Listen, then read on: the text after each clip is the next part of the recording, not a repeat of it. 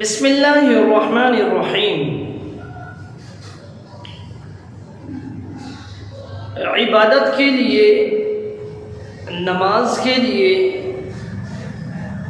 وضو ایک اہم شرط ہے کہ بغیر وضو کے نماز نہیں ہوگی، اور وضو ضروری ہے نماز کو قائم کرنے کے لیے۔ تو ہمیں یہ بھی معلوم ہونا چاہیے کہ کون کون سی چیزوں سے وضو ٹوٹ جاتا ہے اور کون کون سی چیزوں سے وضو نہیں ٹوٹتا، کیا چیزیں ناقض وضو ہیں اور کیا چیزیں ناقض وضو نہیں ہیں۔ بعض اوقات ہمیں لگتا ہے کوئی چیز واقع ہونے کی بنا پر کہ ہماری وضو ٹوٹ گئی، حالانکہ وضو نہیں ٹوٹی۔ اب کبھی کبھی ہمیں لگتا ہے کہ وضو نہیں ٹوٹی ہے اور حال یہ کہ وضو ٹوٹ گئی ہے۔ تو ہمیں ان چیزوں کی معلومات ہونی چاہیے کہ کس چیز سے وضو ٹوٹ جائے گا اور کس چیز سے وضو نہیں ٹوٹے گا۔ اس سلسلے کے اندر فرماتے ہیں کہ ينقض الوضوء 12 شيئا، وضو کو توڑ دینے والی کم از کم 12 چیزیں ہیں۔ کتنی ہیں؟ 12 چیزیں۔ وضو کو توڑ دینے والی 12 چیزیں ہیں۔ ان چیزوں کا الگ الگ کر ہم تفصیل کے ساتھ بیان کریں گے تاکہ ذہن نشین ہو جائے۔ ایک لفظ کو بار بار دہرانے کا اور بار بار بتانے کا مقصد یہی ہوتا ہے کہ سامنے والے کے ذہن میں آ جائے۔ تو سب سے پہلے ان 12 چیزوں میں سے خرج من السبیلین، فرماتے ہیں کہ جو چیز بھی سبیلین سے نکلے وہ ناقض وضو ہے۔ سبیلین سے مراد پیشاب پخانے کے راستے سے جو چیز بھی نکلے گی وہ ناقض وضو کہلائے گی۔ وہ چیز عادتاً ہو یا غیر عادتاً۔ عادتاً سے مراد پیشاب پخانا ہے جو ہر انسان کی ایک عادت ہے، اور غیر عادتاً سے مراد یہ ہے کہ اس کا خون آ گیا یا پیپ نکل آئی یا کیڑا نکل آیا، پخانے کے راستے سے کیڑے نکل آئے۔ یہ تمام کی چیزیں، تمام کی تمام چیزیں ناقض وضو کہلائیں گی۔ اچھا، اس کے اندر بھی 2 باتیں ہیں۔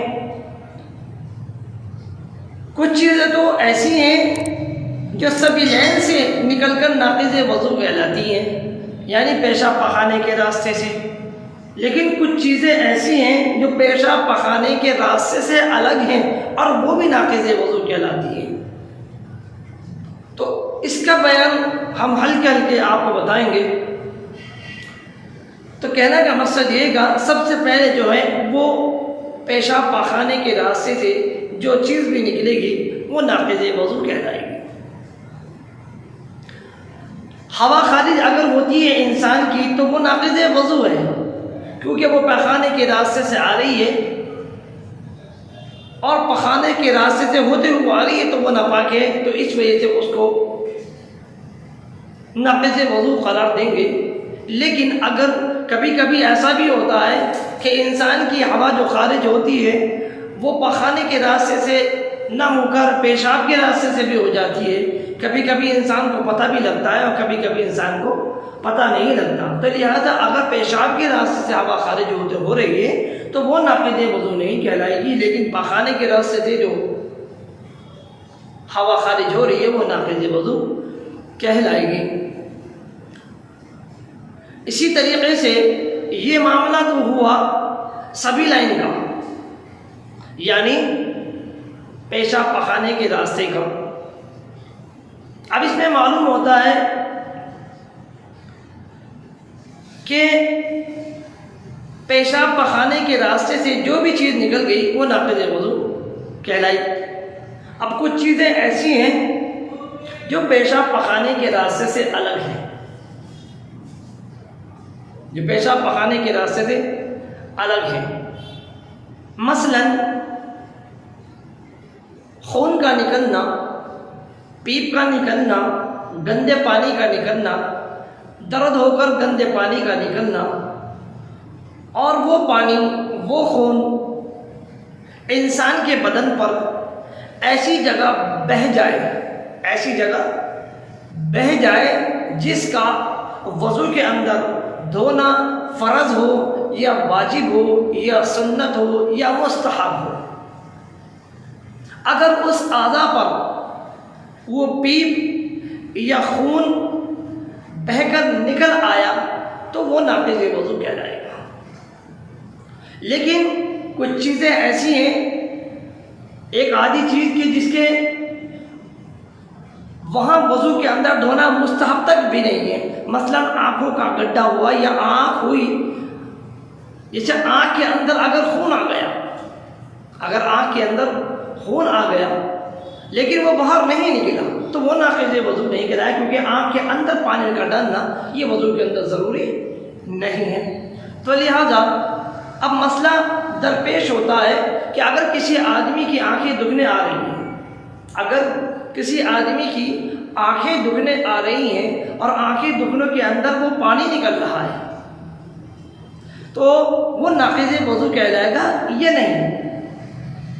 تو اس کو یوں سمجھیے کہ اگر آنکھ دکھنے آ رہی ہیں، آنکھوں میں درد ہو رہا ہے اور آنکھوں میں درد ہونے کے بعد پانی آنکھ سے باہر نکل آیا، لیکن اس پانی کی کنڈیشن جو ہے وہ دیکھنی پڑے گی کہ پانی کی کنڈیشن اگر چکنے پن پر ہے، یہ پیپ کے مانند ہے، تو اگر ایسا پانی نکلتا ہے درد ہو کر آنکھ میں سے تو وہ ناقض وضو ہے،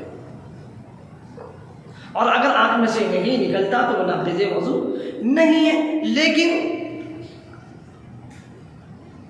درد ہونے سے الگ، بنا درد کے اگر آنکھ میں سے پانی نکلتا ہے اور وہ پانی چکنا نہیں ہوتا، آنسو ٹائپ ہوتا ہے، یا پانی جیسا عام پانی ہوتا ہے، آنکھ کا پانی اس جیسا ہوتا ہے، اس میں چکنا پن بالکل نہیں ہوتا، تو لہذا اگر چکنا پن نہیں ہے تو وہ ناقض وضو نہیں ہے۔